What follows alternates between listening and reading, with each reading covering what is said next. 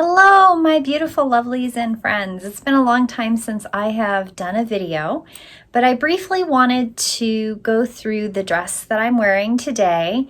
It was actually started as an inspiration from a thread of some of my friends. They've all been making these Gunne Sax dresses.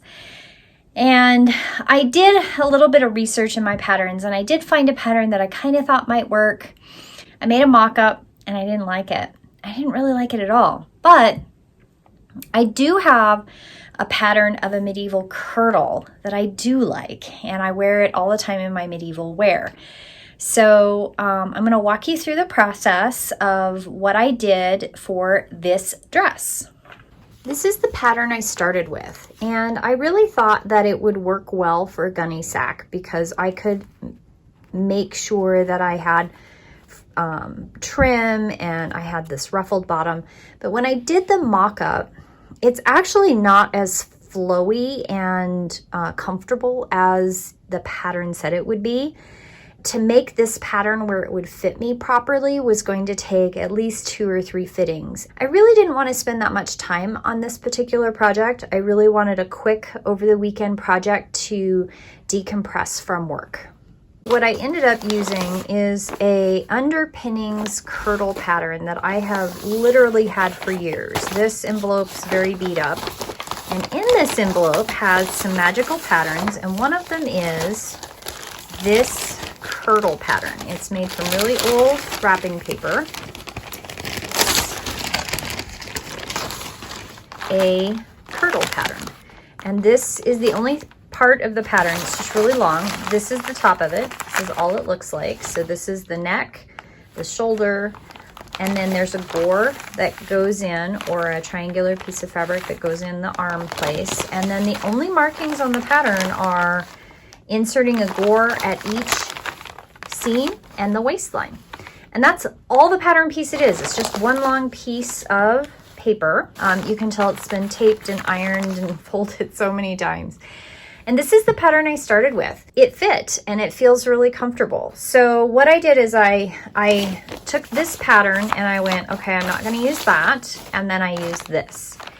I used this wonderful skull fabric and I cut out 4 pieces from the skull fabric with this pattern piece. So for the sleeves of this lovely Franken patterned dress, took the sleeves off this pattern because they were this nice shape right here, and I made the area between the 2 arm pieces much wider to give it a full puffiness, and I widened it down at the bottom so that it was nice and wide, so it gives you that puff that's then gathered into a cuff. And I just Franken patterned the cuff. I did not do a proper cuff.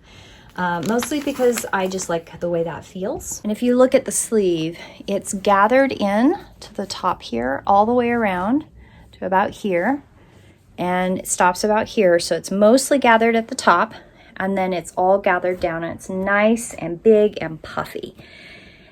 Underneath the sleeve, there is a small triangular gore to give me ease around the bust area. So there's a gore right here. If you can see that pattern right there, that gives me the ease. Now the fabric that I used for this is this fabric, but the sleeves are a synthetic polyester that I've had in my stash. Somebody gave me yards and yards of it, so I used it. The gores on the dress, so I cut 4 of these pieces, but I decided that instead of having the black in all the gores, I chose this fabric for the front and the back gore. And then I chose more of this fabric for the side gores. So if you see, this is where the gore is. All the way down. It's a gore is usually a triangular piece that goes down. So I chose a pattern that's very medieval inspired, which is all rectangles and squares and triangles. And that's where this pattern comes from. So you can see the ruffles. So on the ruffles, I've actually added them 6 inches above the bottom of the skirt. And part of that is to keep the ruffles from catching on things like my feet and my shoes. So this is the ruffles. So you can see that. and it's all the way around. It's nice and loose fitting. I chose not to make it as tight as a normal medieval dress, which would be much tighter and possibly tied down the front to give it a fit. I also made a huge boat neckline, and I did that on purpose. Number one reason is I knew I was probably going to wear my cotton turtleneck underneath it for warmth. And also because this polyester fabric is very irritating for me on my skin and I'll break out. So I knew I was going to have to wear a layer underneath it. So I wasn't too worried about making a neckline all nice and proper. The other thing I do plan on doing probably later on down the road is making a partlet, which is exactly what it says it is.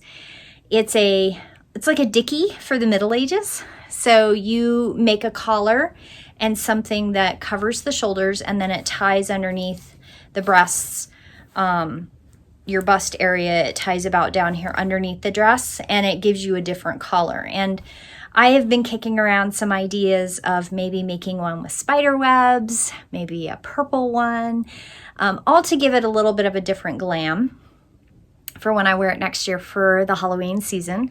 I wanted to have like more of a Halloween option for a dress, but the other thing that I really like about this is that it's really comfortable and I can wear it around the house.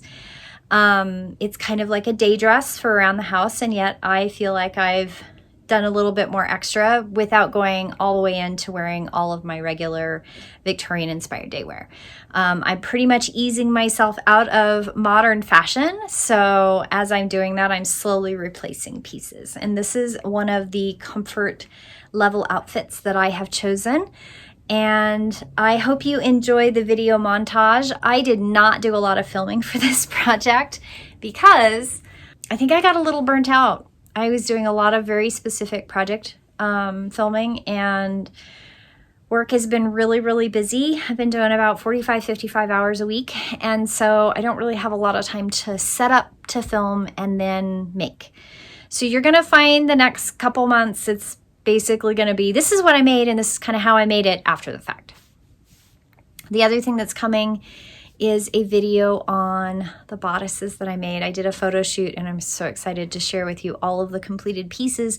And those completed pieces are all what I wear for my daily wear. So this is how I dress day to day, guys. This is not special. This is what I do.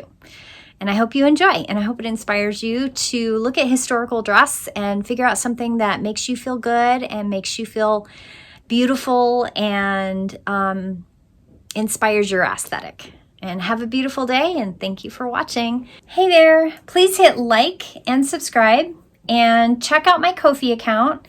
I don't post a lot recently, mostly because I have to work more hours to accommodate, but if you contribute to my Ko-fi account, that helps me find extra time to be able to film more historically inspired clothing videos. I would like to do some more how-tos. I'd like to do some small how-tos for embroidery and some of the embellishments, and also kind of my thought process of how I get to my historically inspired daywear. I look forward to seeing you. Subscribe and like. Make a comment. I love comments. I respond to all the comments. And I will see you in the next video.